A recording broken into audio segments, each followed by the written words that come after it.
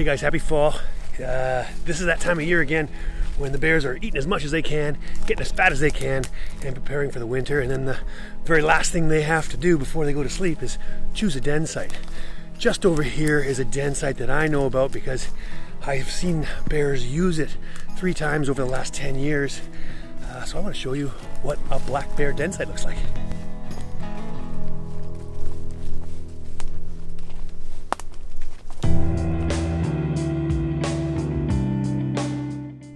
Now, check this out. Here we are.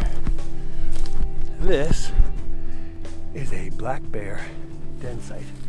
I know this is a frequented one because I have a hiking trail just up here, and when I hike along the top, all you'll see in the winter, if there's a lot of snow, is just a small breathe hole. So you can actually see the breath of the bear piping out of it. So when I walk up there, 3 years over the last 10, I've seen a bear's breath anyway, sleeping right here. What makes this a good bear den? Well, the number one thing a black bear needs in this environment is protection from the weather. You know, the big storms, the ice storms, the wind, all that kind of stuff that might create exposure for that bear, they need to be protected from. The interesting thing about bears is they can actually predict how much snow is going to fall in a particular area that year. So bears in this area, if they know it's not going to snow very much, they would dig down in this leaf litter.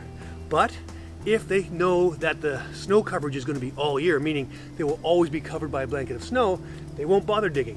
Just come here, lay down, and let the snow cover them. And you can see with this big ledge here, when snow comes over, it'll create a massive drift. So a bear down here could be 4 or 5 feet under the snow, which is a fantastic insulator from all winter's weather.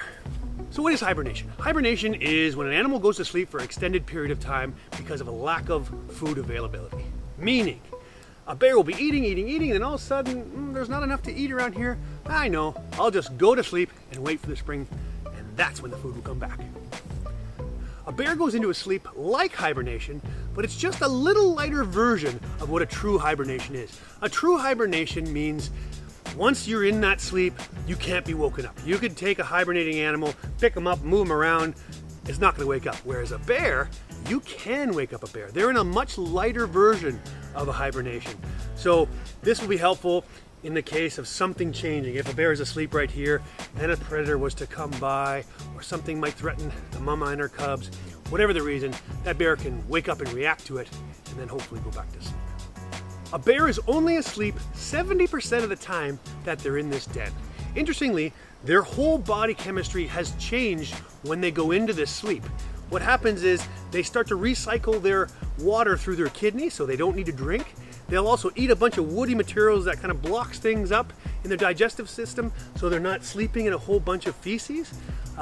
They basically go into a stasis where the body just keeps itself alive, keeps itself content, drops the heart rate, and it just waits. It waits for the wake up and the spring and all that good yummy food.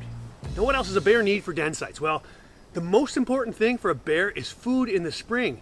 You may not know this, but I actually studied bear den sites when I was in university. I wrote a thesis on how bears choose their den sites. And we found that it's not the fall food that they create their dens near. They will eat somewhere where there's lots and lots of fall food, but then they'll remember in the spring when they wake up, there's lots of food way over there. So then they go over there, and that's where their den site is. Bears will always choose a den site close to where there is springtime food. Now, an interesting thing about bears is their body chemistry completely changes this time of year. In the fall, their body says everything is food. Eat as much as you can. They're always hungry. In fact, their brain actually changes. So they're making decisions way differently than they would the rest of the year. Eat everything is what their body tells them. And same thing when they wake up in the spring, their body is still telling them, eat everything you can. So this is why we tell people a dangerous bear is fall and spring. Those are the times that bears are thinking that everything has a possibility to be food. All right, guys, I've told you that this fall and in the springtime are the dangerous times to bump into bears. So let's go through what you're supposed to do if you see a bear. Okay, number one, if you're here and the bear's over there, the bear comes around and he's sniffing, he's looking at you and he's eating and he's kind of minding his own business, sees you but isn't bothered. Just enjoy it. Bears are awesome. A lot of these bears have grown up around people their whole lives, If they allow you to see them, it's because they're comfortable with you. So if they look comfortable, just enjoy. Now, what happens if that bear starts to break your comfort zone? Well, he's not eating anymore, and maybe he's coming a little bit closer to you. Well, now, what you want to do, stand up, face the animal. Hey bear, hey bear, hey bear. That typically will make him go away.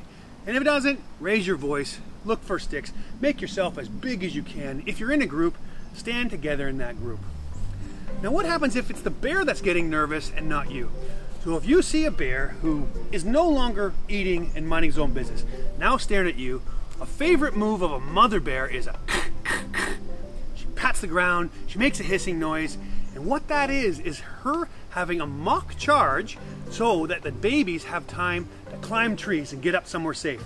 The safe place for a bear cub is the top of these trees. And did you know that a black bear cub can actually climb up a tree as fast as it can run along the ground? So what mom does, she stomps her feet and goes, and all that is a big bluff so that you will go, holy, and then gives the time for bears to go up the trees. Once the babies are up there and mom feels safe, she'll wander off. But what if you've done all of these things and the bear is still looking at you? Still coming towards you. Maybe he's going sideways a little bit, getting as tall as he can. Maybe clacking, making noises like that. That is a bear threatening you, telling you to go away. So once again, stand tall, start making your noises. Immediately when you see that, if they're starting to approach you and the clapping's not working, you're gonna go to your bear banger, because I know you have a bear banger in your pocket because I would have told you to. You're gonna go to your bear spray. You're gonna take the safety off it, but don't spray yet. Your group is gonna come together. You're gonna make sure that the bear has plenty of ways to escape if it wants to. Keep shouting, keep clapping, keep retreating, staying in your group with your hands on your safety maneuvers, the banger and the spray.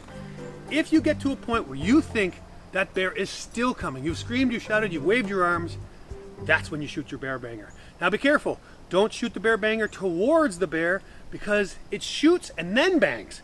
You shoot it in the air so it bangs here. If you bang it behind the bear, it's gonna run at you. So shoot your bear banger in the air, not behind the bear.